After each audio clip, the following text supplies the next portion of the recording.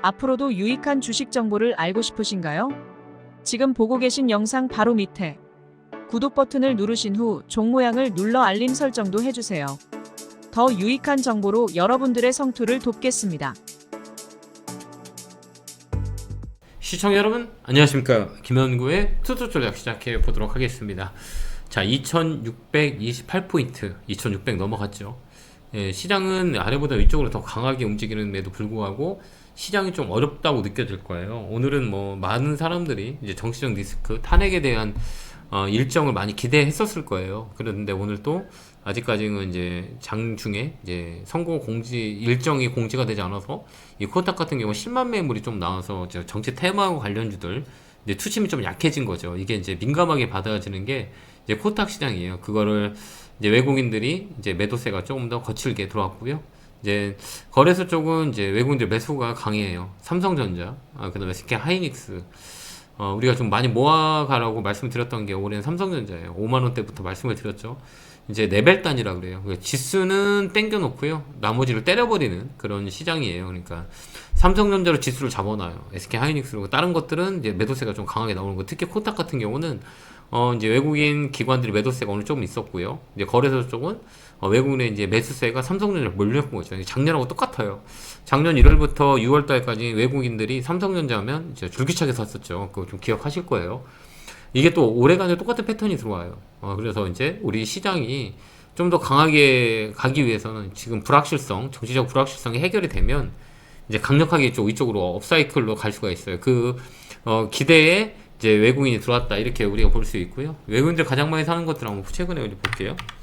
매수세가 좀 강하게 들어와요. 이제 외국인의 매수는 좀 무섭죠. 오늘 보면 삼성전자의 매수세. 최근에 이제 삼성전자 외국인들의 매수가 많이 들어오죠. 이제 기대감이 있는 거죠. 저평가 국면이라고 생각하고 SK 하이닉스 역시 마찬가지고 현대모비스 최근에 움직임이 있고요. 그다음에 이제 기관들 한번 매수하는 것도 볼게요. 기관들 이제 반도체죠. 이렇게 보면 삼성전자. 기관도 외국인 양매수가 들어와요. 그 다음에 SK 하이닉스 쪽도 매수가 들어오고요.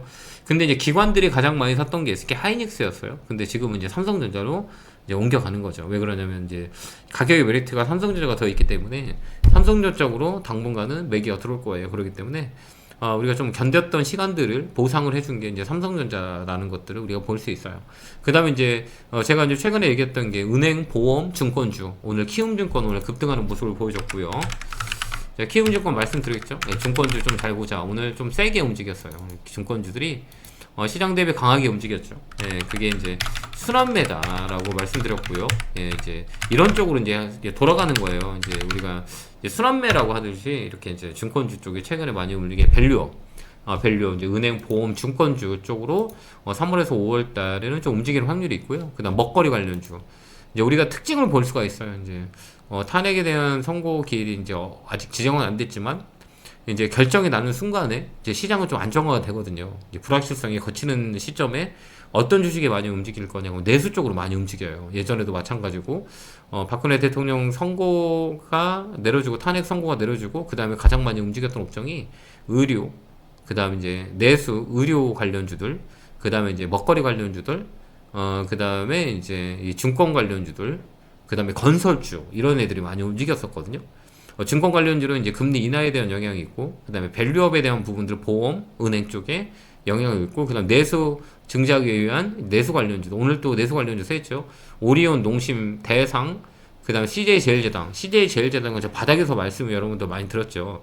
이렇게 이제 아이디어를 찾아야 돼요. 이건 과거에 일어났던 이걸 그대로 일어나진 않지만 우리가 과거에 일어났던 일들을 지금 현재의 시점에서 비춰서 업종을 판단하는 거예요. 똑같거든요. 그게 이제 사이클이라고 하는데 그 사이클이 이제 우리나라 시장에 들어온단 말이에요. 그래서 우리가 올해 들어서 탑픽이 이제 세 가지를 말씀을 드렸어요. 반도체, 플랫폼, 그 다음에 유리기판. 한 번씩 다 돌았어요. 그쵸? 한 바퀴 돌고 지금 이제 반도체가 움직이기 시작했어요. 그러면 반도체가 움직인다는 거는 삼성전자, SK 하이닉스인데 SK 하이닉스보다 삼성전자가 메리트가 있죠. 그동안 많이 조정을 깊게 들어왔기 때문에 그걸 아는 이제 외국인들과 기관은 이제 삼성전자 매수가 들어오고요. 오늘 제일 많이 판 건 이제 개인들의 이제 삼성전자일 거예요. 왜 그러면 매도세가 이제 많다는 것들 매도세라고 하잖아요. 그게 이제 외국인 기관들은 수급이 되게 중요하거든요. 그래서 개인들이 많이 판 종목들, 개인들이 많이 산 종목들 오늘 맞아. 이거 개인들이 가장 많이 판 게 삼성전자예요. 이 물량을 이제 누가 잡았냐? 이제 외국인 기관들이 다 잡아갔어요. 그러니까 수급 논리는 항상 거꾸로 가요. 개인들과 반대로 간다. 이렇게 보면 되고요. 개인들이 많이 판 것들이 오늘 매수 상위에 올린 게 이 봐봐요. 삼성전자, SK하이닉스 이쪽이죠. 포스코홀딩스 이쪽이에요. LG에너지솔루션 이게 개인들이 판 거를 이렇게 보면 외국인과 기관들이 다 매수가 다시 들어왔죠. 이렇게 한번 볼까요? 예, 이렇게 이제 그 물량들을 이제 기관하고 외국인들이 잡아갔다. 거꾸로 되는 거죠. 그러니까 반대로 간다. 이렇게 우리가 볼 수가 있고요. 외국인과 기관들이 수급 논리에 부딪히는 거예요. 그러니까 이런 것들 우리가 체크하면서 우리가 대응을 해야 된다라는 것들이에요. 이게 이제 수급 논리라 그래. 이런 것들을 여러분들 잘 배워서 여러분 걸로 가져갔으면 참 좋을 것 같아요. 이게 사이클이 바뀌기 때문에 예, 그 다음에 시장은 또 작년과 대비했을 때 작년에 어떤 현상이 일어났고 올해는 어떻게 될 것이다 라는 것들을 우리가 데이터베이스를 가지고 있어야 돼요. 이게 똑같은 건 아니에요. 이게 과거의 패턴을 가지고 현재를 비교한다는 건 좀 어리석기도 하죠. 통계라고 보는데 근데 그 상황의 통계는 거의 비슷해요. 그럼 로직을 짜는 게 사람이기 때문에 그 로직에 의해서 딴단 말이에요. 근데 과거에 일어났던 일들을 현재를 비교해서 이렇게 됐으니까 이렇게 될 것이다 라는 것들이죠. 이게 이제 순환 사이클이에요. 그렇기 때문에 제가 맨날 얘기하는 다운 사이클과 업 사이클에 대한 부분들을 우리가 많이 들었죠. 제 방송에서. 그런 분들은 좀 이해를 하실 거예요. 이게 다운 사이클이야. 그래서 식품 관련주는 다운 사이클에서 업 사이클 될 겁니다. 그동안 조정이 많이 줬기 때문에. 근데 화학 철강은 제가 얘기 않잖아요. 그거는 그 이유는 이제 중국과 부딪히는 거기 때문에 가격 굉장히 밀려요. 그러면 이제 새로운 것들 그동안 많이 못 올라갔던 거, 조정이 빨리 줬던 거, 보험, 증권, 은행 이쪽이죠. 밸류업에 대한 이슈가 있기 때문에 그 다음에 상법 개정에 대한 이슈가 들어와요. 그럼 이쪽으로 좀 붙을 수 있고요. 그동안 많이 올라갔던 거는 조정이 들어올 수 있어요. 다음 주에 좀 심하게 올 수도 있어요. 조선섹터, 방산섹터 이런 것들은 그 다음에 전력기기, 전선 관련주는 조정이 좀 들어올 수 있기 때문에 이거는 그냥 높아서 떨어지는 거예요. 그 순환 사이클로 돌기 때문에. 그래서 이제 2650을 넘어가면 주도주가 나온다라고 말씀드렸고 그 주도주를 잘 찾는 게 우리가 중심이에요.